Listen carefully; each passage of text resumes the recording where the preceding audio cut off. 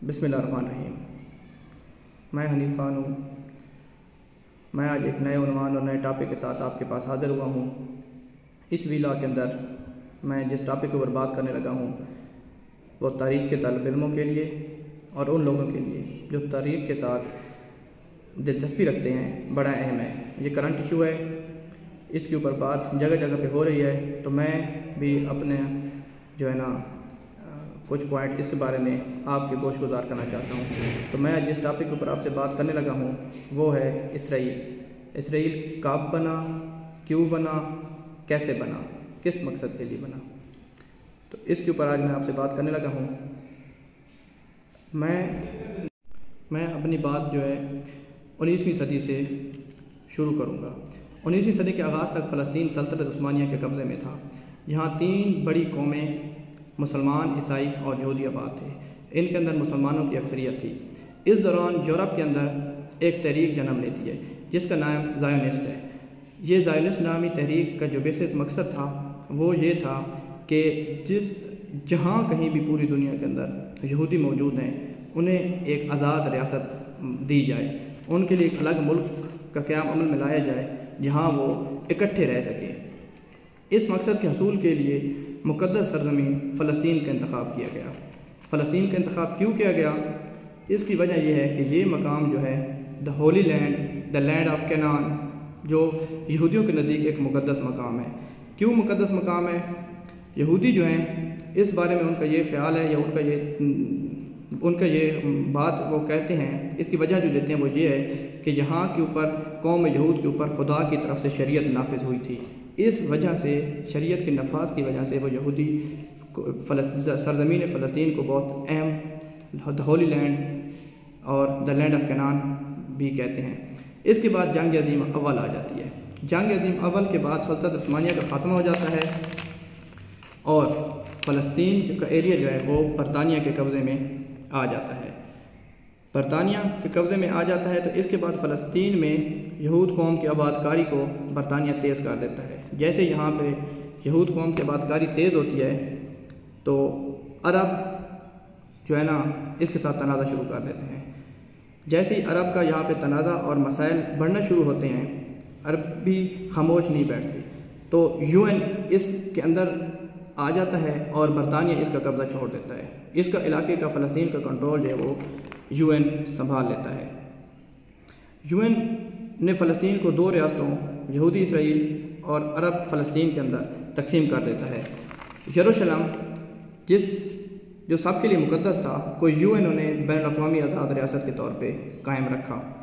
اس کے نتیجے میں 14 مئی 1948 کو یہودیوں کے لیے ایک آزاد ریاست اسرائیل وجود میں آئی، لیکن اس ریاست کو عرب نے ماننے سے انکار کر دیا۔ پھر سے عرب اسرائیل جنگ شروع ہو گئی۔ اسرائیل نے فتح حاصل کی، کیونکہ اس کو بین الاقوامی اور بڑی طاقتوں کا سہارا تھا جن کی بنیاد پہ یہ سارا کچھ ہو رہا تھا۔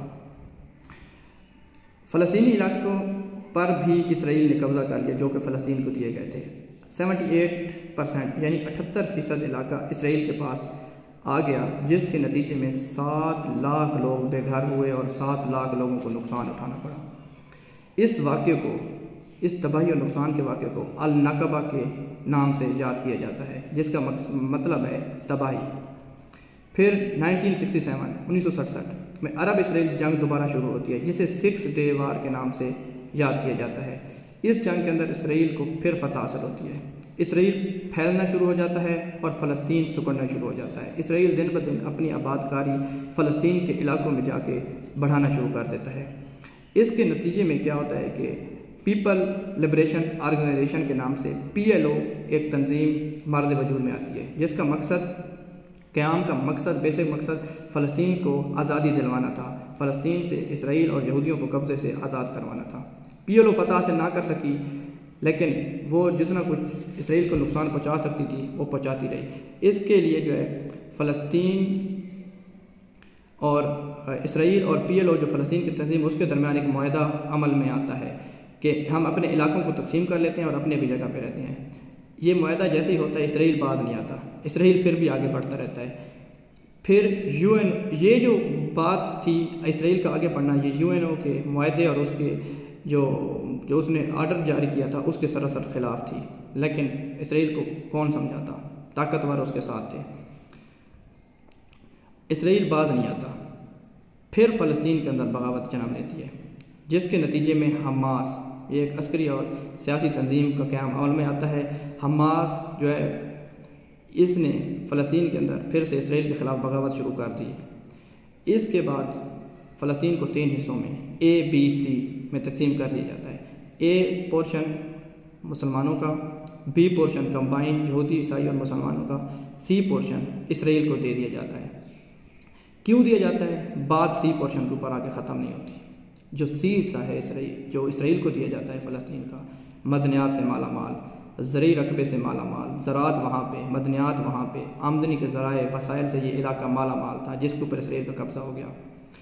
اس مسئلے کی وجہ سے پھر تنازعات شروع ہو جاتے ہیں۔ A اور B علاقے میں کسی قسم کے وسائل نہ ہونے کے برابر تھے۔ بغاوت پھر شروع ہوتی ہے۔ اسرائیل نے جب یہ بغاوت شروع ہوتی ہے، جگہ جگہ کے اوپر اپنی چیک پوسٹیں قائم کر کے فلسطینیوں کی نقل و حرکت کو روکنا شروع کر دیا۔ 2005 میں اسرائیل غزہ سے دستبردار ہو جاتا ہے، پھر غزہ میں حماس طاقت پکڑ لیتی ہے اور وہاں پہ قابض ہو جاتی ہے۔ اسرائیل نے جب دیکھا کہ حماس غزہ کے اوپر قبضہ کر رہا ہے اور طاقت پکڑ رہا ہے، اس نے غزہ کو گھیرے میں لے لیا، زمینی اور فضائی اور سارے راستے، سمندری راستے اس کے بند کر دیے۔ 2017 کے اندر امریکی صدر ڈونلڈ ٹرمپ نے یروشلم، جو کہ ایک آزاد بین الاقوامی ریاست UNO کے تحت تھا، کو اسرائیل کا دارالحکومت تسلیم کر لیا اور امریکی سفارت خانے کو یروشلم میں منتقل کر دیا۔ یہ بات UNO کے معاہدوں کے سراسر خلاف تھی۔